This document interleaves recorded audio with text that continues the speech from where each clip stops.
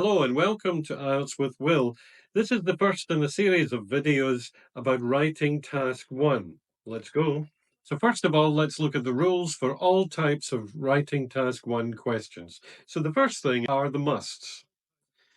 So you must talk about the main points, and usually it's 2 or 3 main points, but you must talk about them all, or you get 4 for this task achievement criteria and the descriptors. Then you must write some kind of conclusion, or you get a 5 for this task achievement. Of course, you must also write the correct number of words. It says in your question 150 words, but you can go as low as 140 and still survive without losing marks. Anything below, for example, 139 words, you begin to lose marks in the task achievement criteria.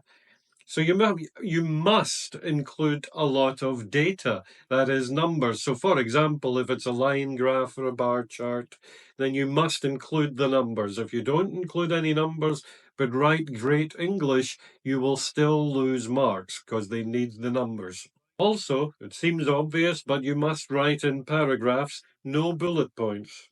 So the must nots, you must not copy large amounts of words from the graph or the question. Now, this can be difficult because sometimes a word is a label in the graph and that can be okay, but nothing from the question, please. Also, you must not include opinions. So you're not asked to give your opinion on a chart or a graph or a map. And that, of course, means that you do not add any extra information. You do not say, this has risen. You don't say why, because you don't know why. So writing task 1, no matter what the type of question, is marked for 4 skills. The first one is answering the question. I like to say that, but it's task achievement. The second one is for your coherence and cohesion. That's connecting ideas and sentences. Of course, you also have vocabulary and grammar. So there are different types of task 1 questions. Several are answered in a similar way, and then there are 1 or 2 different ones. So for example, you have bar charts, line graphs, table charts, pie charts, process diagrams, maps, and multiple graphs, which means you could have more than one graph or chart in the same question. So for the task 1 writing exam, the basics are that you have 20 minutes to do this writing task 1. You must write 150 words. So my first advice for doing any writing task 1 question is mention everything you see on the graph or on the map. So we've introduced what generally writing task 1 is. So now let's look at line graphs, one of the most common question types in writing task 1. So I should remind you again, task 1, you should be as cold as ice, which means no opinion and no emotional vocabulary that suggests feelings or opinion.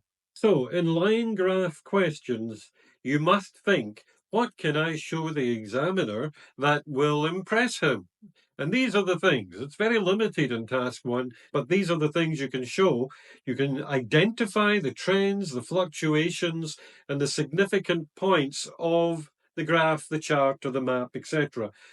But also you can show good structure, good grammar, and good vocabulary. So for these trends and the fluctuations and the significant points when it comes to line graphs, then you have to look at particular things. So what are you looking for? Well, you're looking for the highest part, for example, or the lowest part on the graph. Where does it hit the highest with the line, and where does it hit the lowest? You must talk about these. If there's any major fluctuation where it seems to go a little crazy, then that's another one you should be mentioning. And then any other sudden change or unique point, maybe at one point, 2 lines cross, that kind of thing. So these are the things you're looking for that could be main points. But as I said, you should mention everything anyway and point them out. The more you point out these little things, the better. So here's a graph. So is there anything obvious when you look at this graph? You've got red, green, and blue lines. What do they represent? Well, you can see it's food. But if you just look at the lines, can you see any main points just quickly? Well, in very basic, simple English, simple terms, you can see these things. So you can see that the red line goes down. The blue and green lines go up. So that's kind of a significant point there that you've got to phrase in good English. The green line goes highest, and the red line crossed the green and blue lines. These are important places. And the blue and green started from zero. So all of these things should be mentioned and highlighted. Although some are more important than others, it's up to you which. But if you mention them all, you're going to be okay as far as task achievement is concerned. So what are the significant years associated with our points? So that's another thing. If there are years or any kind of numbers at all, you must mention them. We want to see lots of numbers. So if I'm an examiner, I pick up your paper before reading it, I look, I don't see any numbers, I know you're going to lose marks on the task achievement. Therefore, if I see lots of numbers, I'm very pleased and you could go high. So what kind of structure do we need? The structure is very simple, 4 paragraphs. The first one is a very short introduction, followed by the first solid paragraph, which can be the overall main points. So what are the main points that should be highlighted right at the beginning? Get them all in that paragraph. And then the third paragraph can be all the other information, all the other details, and then you end very quickly. So the introduction should start simply. It should be simple. No one really cares about the first line. So you can say that this chart or this graph shows information about boom. Don't spend 20 minutes rephrasing the question to sound clever because nobody really cares about it. They only care about getting these points and looking at your English. So this next part is quite important. It's where you mention the main points and your overview or the overall look at the charts. And the overview, what are the main points? So you must make sure that you get the main points in early. So it's very important to get the main points in early because, for example, if you do this task second in the exam and you run out of time and you don't finish, you've still got the main points there already because you did that first, and that will help your mark. And then you've got the third paragraph with the details. So there you just want to try and mention everything else. In some way, you want to get everything else in there. And of course, the tone of this, the register of your essay should be formal. So there's no emotion, so it's not informal. It has to be cold and formal tone throughout. So here's another line graph. Lines going up and down. This time we have green, red, blue, and a little purple here. So this is about thefts per 1,000 vehicles in 4 countries between 1990 and 1999. So notice that this is all in the past.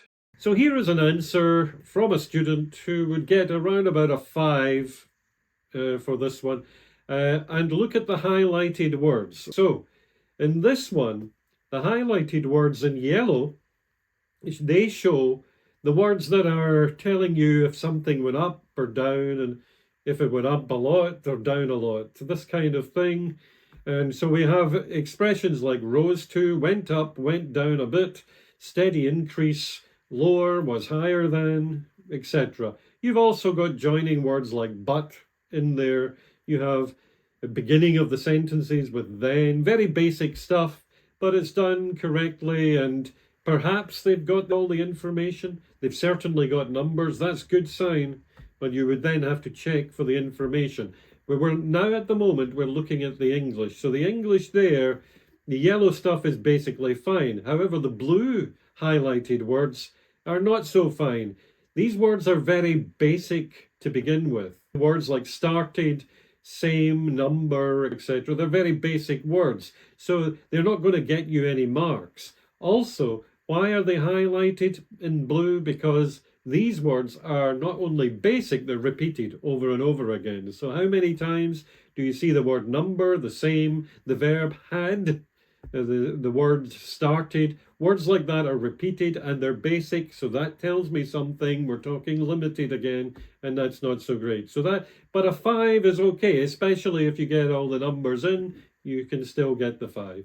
So it's very important to remember this in order to succeed in task one. Task one is limited. It's not the same as task two. In task two, you can use lots of different grammar, lots of different vocabulary, and if you're good, you can show it all off.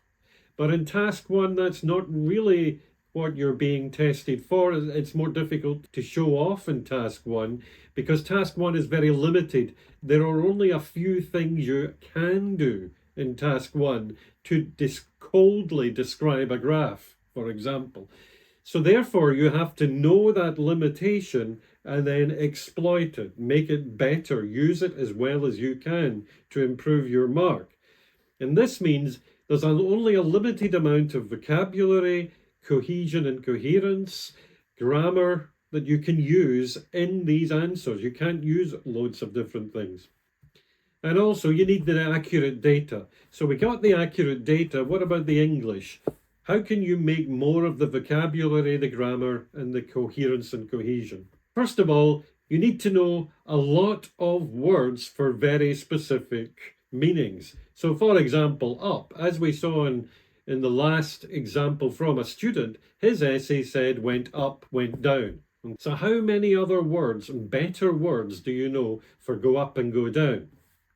So, for example, you've got words like accumulate, ascend, climb, grow, go up, hike, rise. So these are verbs that mean go up. But you can also use nouns for go up. And so a rise, an increase, a climb, a growth. And these ones, especially the last one, a growth, is better because it changes the formation of a word from the verb to grow. So then we look at down. How many verbs and nouns can we use instead of saying go down? So verbs, you can say decrease, drop, fall, decline, go down, plummet. I'm sure there's more. Nouns can be a decrease, a drop, a fall, a decline. So the point here is if you only say it went up and it went down, that's a limitation. You can only use those kind of verbs and these kind of words. So you've got to vary them as much as possible to make that mark better. Is word formation important? So for example, is it possible to use the same basic word but change the word formation? So for example, I have a verb. If I change it to a noun, does that count as a better word, another word? Is that good? Well, that depends on which word you choose.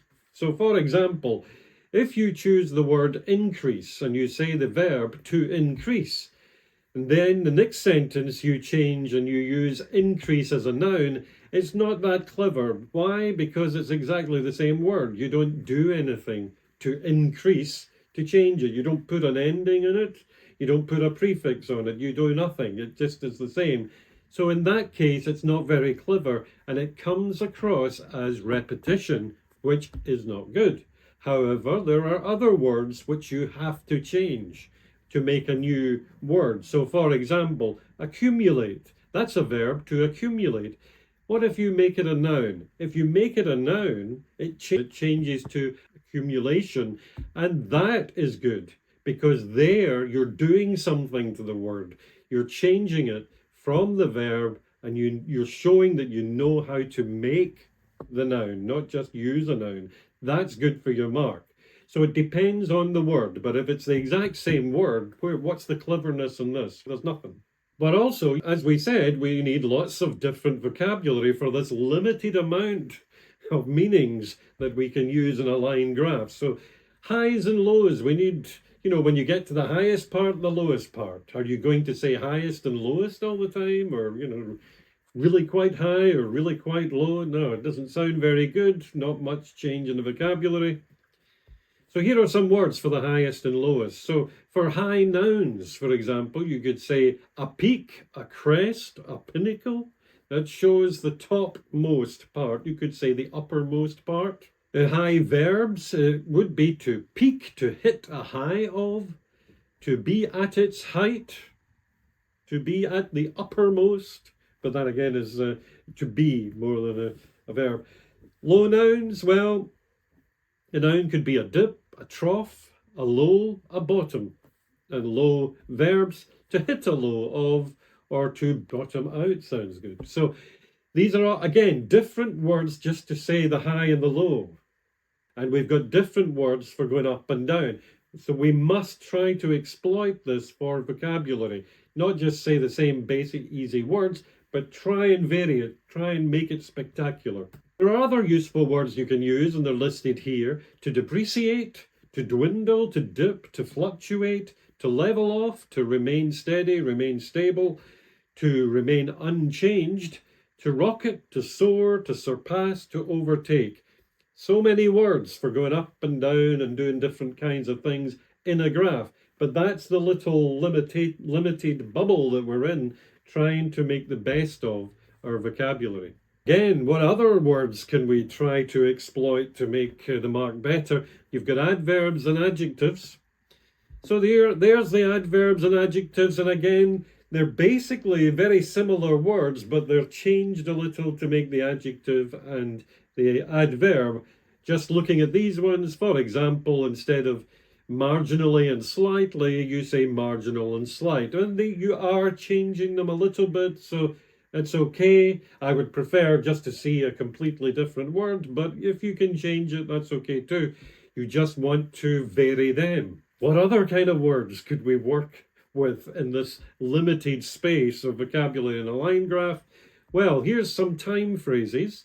Go over the period given, at the beginning of the period, at the end of the period. We're saying this word period a lot. Over a 6-year period, over 6 years, 6 months, sounds a bit, get a little variety in there perhaps and not say the word period so much, but they're differently phrased versions, so that's quite good. And then we look at the linking words. Again, we can exploit linking words because this is not only for coherence and cohesion, they are vocabulary and they are grammar also sometimes, so they're useful. What ones could we use? Well, in task 2, you often use because, or especially in speaking also, not so much in this kind of task for line graph because we don't know why, so we can't say why. However, we can contrast ideas or contrast different lines on the graph and numbers, etc. So you could use even though, in spite of, whereas. We could also use after or before because we're talking about different times usually in these graphs. So you say before this or after this, etc. And also words like subsequent to and thereafter, they're useful ones as well. So again, it's only 150 words, but there's quite a few that we could play with within this small amount of words. Then we look at grammar. What can we use for grammar? Well, usually in these line graphs, you're talking about present or past, and usually it's very simple grammar, present, simple, past, simple.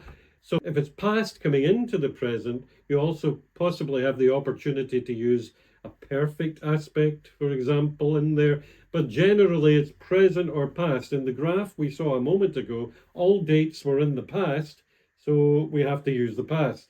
So there's not a lot of different tenses you can use, but you can use the passive, and the passive is very useful in other writing task ones. In this one it's possible as well, and using the passive can be impressive. It looks formal and it's quite difficult to use correctly, so that's good for your grammar. And you can also use the relative clauses, because relative clauses, join clauses together, make your sentences more complex and make them flow, which is also good. Often in these line graphs you're comparing different trends or you're comparing ups and downs or whatever, and when you're comparing you can use comparatives, better than, bigger than, or you can use superlatives, the best, etc. So here's an improved version of the answer you saw a few minutes ago. In this improved version, I have only highlighted in yellow the words that are now better than the words used in the 5. So these words are usually much better than basic words for going up and go down quickly. We've got better words now, so let's see. So we see words like illustrates instead of the graph shows, we say the graph illustrates. Good one. You've got, instead of saying this country had this trend, you say this country experienced this trend. And then you have different words like fluctuating, declining, climbing, overtaken. So we say these verbs and we combine them then with adverbs and other words like slightly, significantly, etc. So we're using different verbs and different adverbs, etc.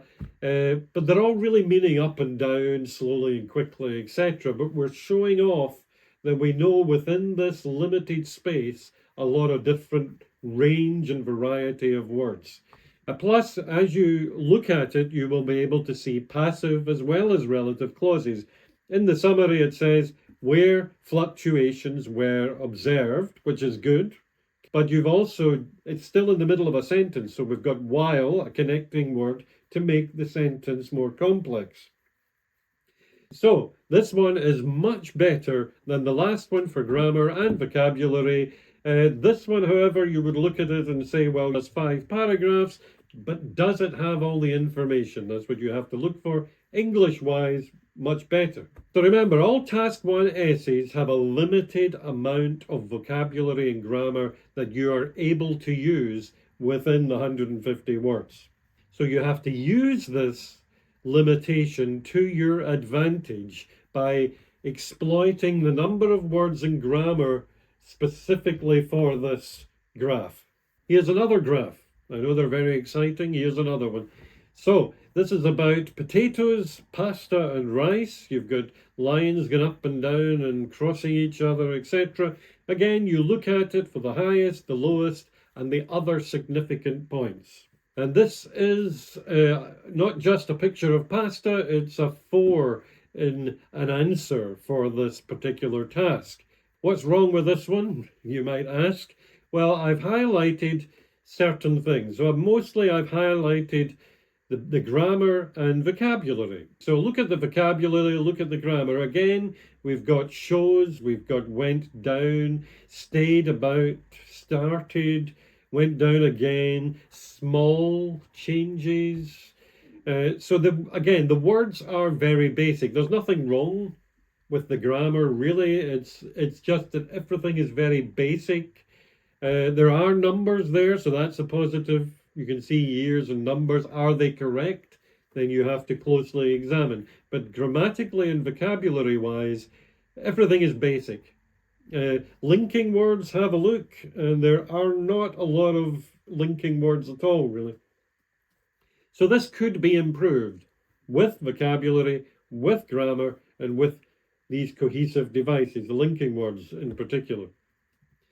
So we try to improve it. We go to a 6, and as we saw a minute ago, illustrates sounds much better than shows, really.